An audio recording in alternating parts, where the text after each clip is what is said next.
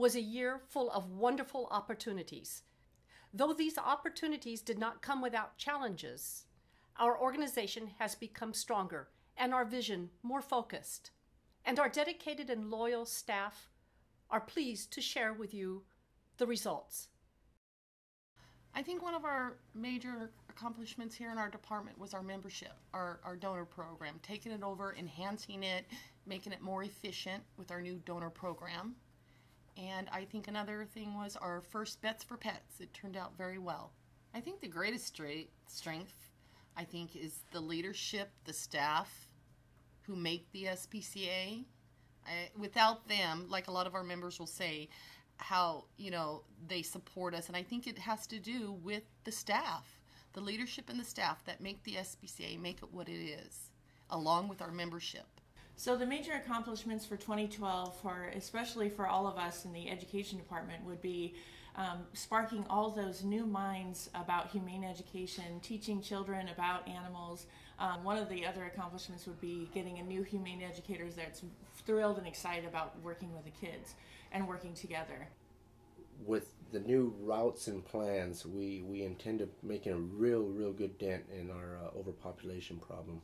I think the best thing that we did this year, it was probably one of the toughest, especially for our animal control officers and the crews that cared for them, our vets, volunteers, was the horses. The horses that came in, I think it just showed how strong we are in our commitment, that we can pretty much take on just about anything and do a pretty good job at it. 2012, challenging year economically.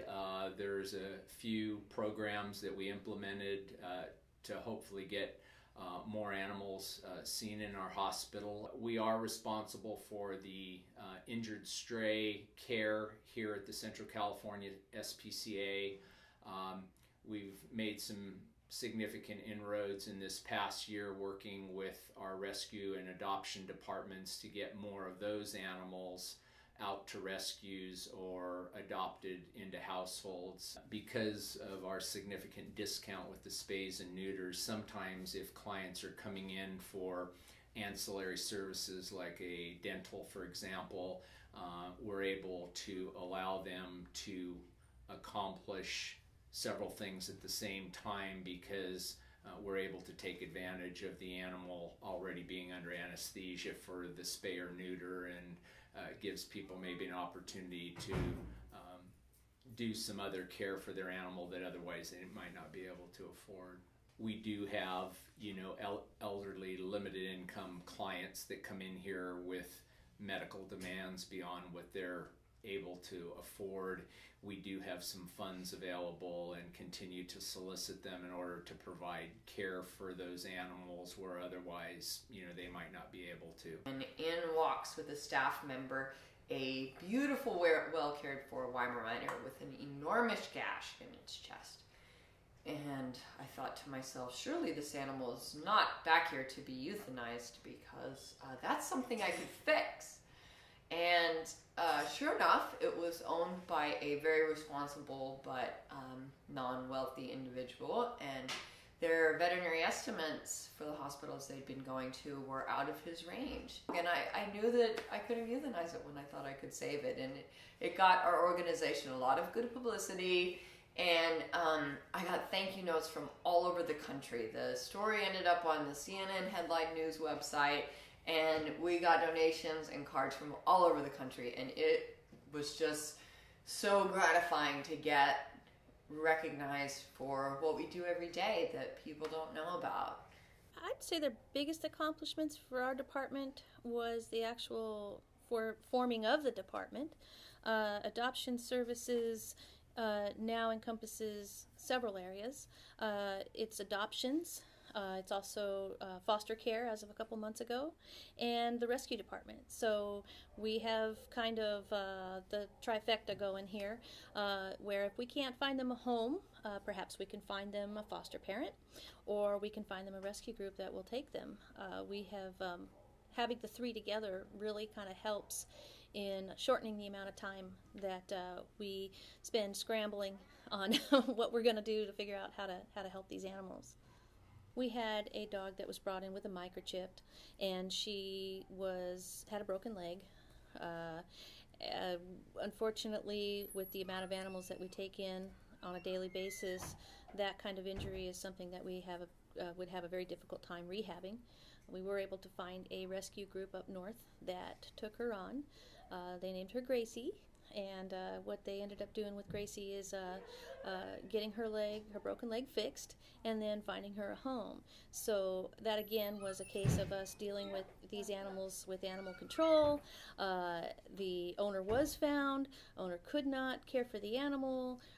We looked into other alternatives. In the end, rescue was the best placement for her, and she's now living in Northern California. We were in flux with 40-some odd horses, more than we've ever had at the shelter ever since the 40s. So it became a big hardship, but we had the community and the whole United States come through, and people were donating left and right. If it wasn't for the dedicated employees we have around here, I don't think anything would get done as proficiently as it has. In 2012, I think that the major accomplishment for me was to be sworn in as a humane officer. That's something that we've been working for over the last few years because of changes in the laws. Whereas before we would have to go through the police department or sheriff's department to file crimes against animals, now we will be able to deal directly with the district attorney's office. This should be able to allow us to increase the amount of prosecutions that we're dealing with as far as people neglecting or abusing their pets. This past year, we handled 49,585 phone calls coming into our office.